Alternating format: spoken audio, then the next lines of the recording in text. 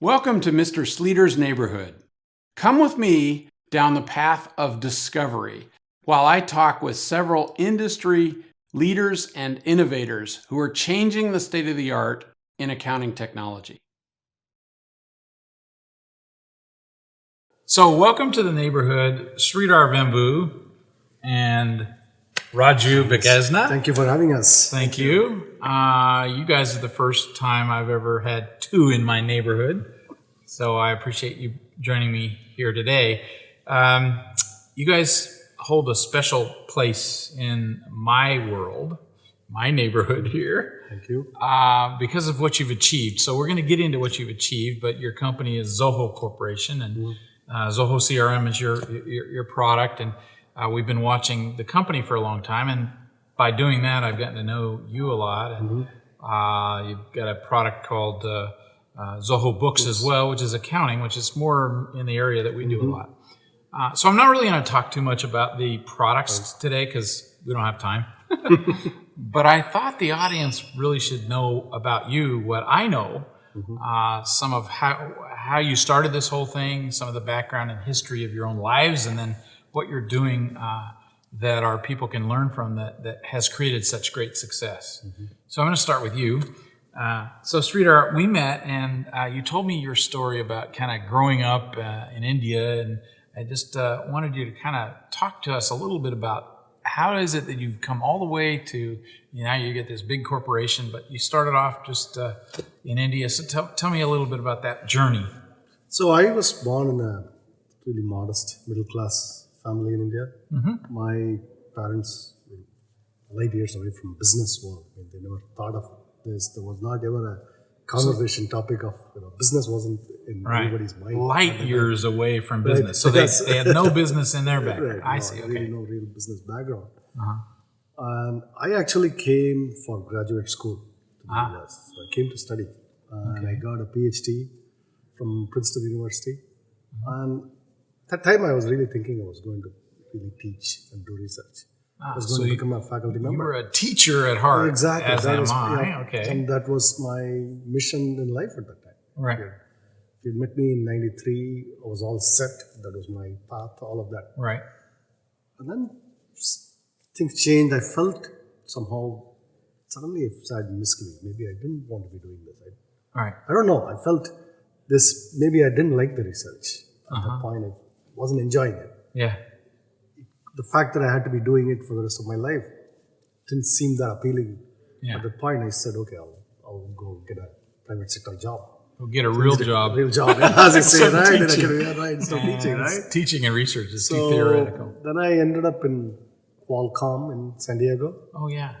And that just started a life on a different... That was sort of the company that's underlying all the cell phone technology today. Yeah. They're so big now. At that time, they were a much smaller company. Actually, a little bit smaller than where Zoho is today. Right. It's Qualcomm at the time. And so the best of the success was yet to come.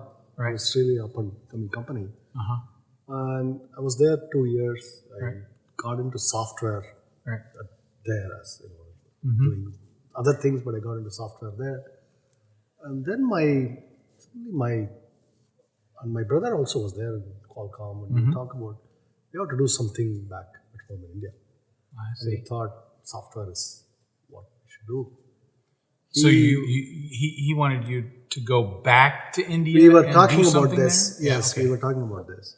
And then one day he just decided to just go back. It was like a Tuesday or Wednesday, and the very next day he was on a flight back home.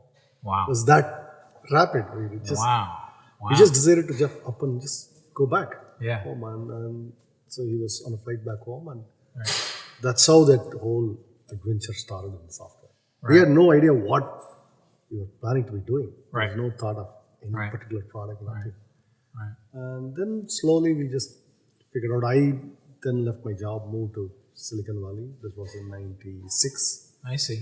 And then slowly one small step at a time. We bootstrapped because you could not get venture capital on we think we want to start a company. No idea, right? No, that was not too easy to get. Exactly. It's never been that very easy to get. So, this was not born with any particular idea. Yeah.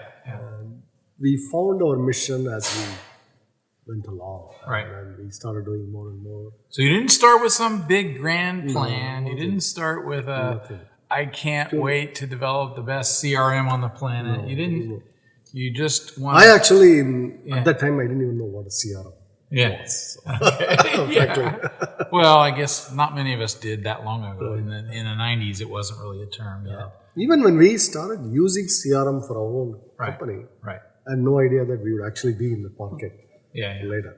And the very first time we used accounting software, I had no idea that we would eventually find ourselves in that market. Right, true. So, but wait a minute. You just quit your job and started to start programming, and your brother went out back to India, and no money? No money. Well, some savings from the job, but other than that, no money.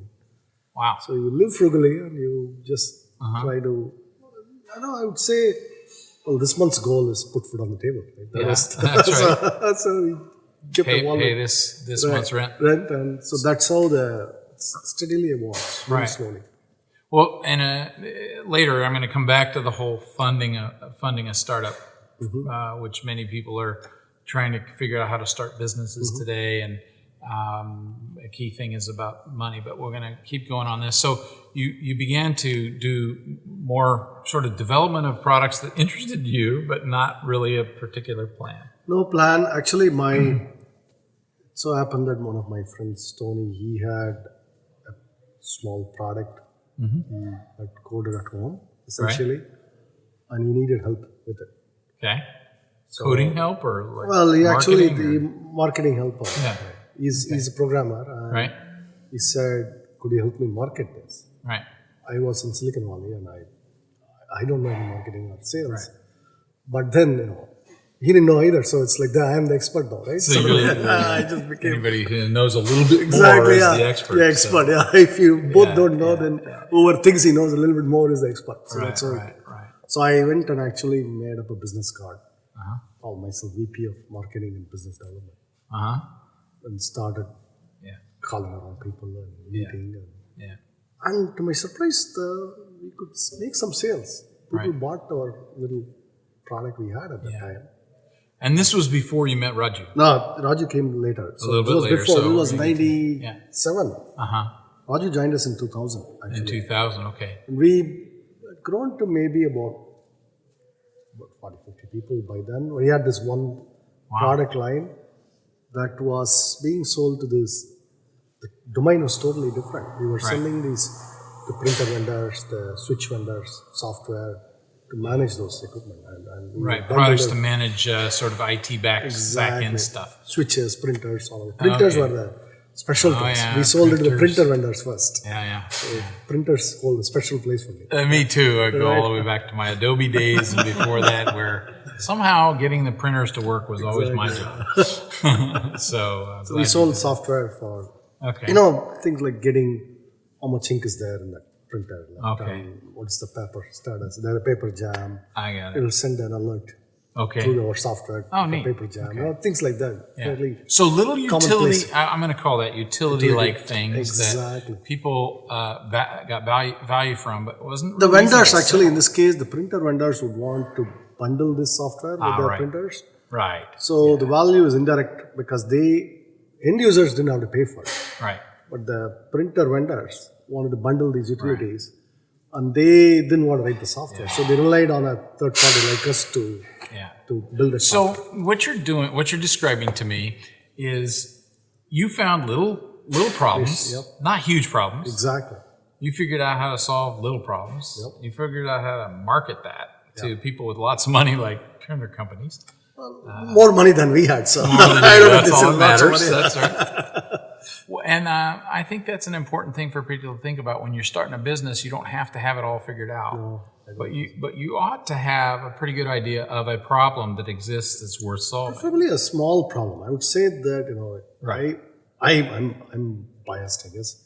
Right. But if you're bootstrapping, and it's better to start off with a small problem, something local, someone needs help with something. Yeah. And, to me, the way it's evolved, doesn't matter where you get started. Right. Right. Once you have some money, you can dream bigger dreams. And Yeah. we actually today are a very ambitious company. Right. We do a lot of Right. things, Right. but it all evolved organically. Yeah. Yeah. Well, great. Thanks for joining today, and I'll see you next time.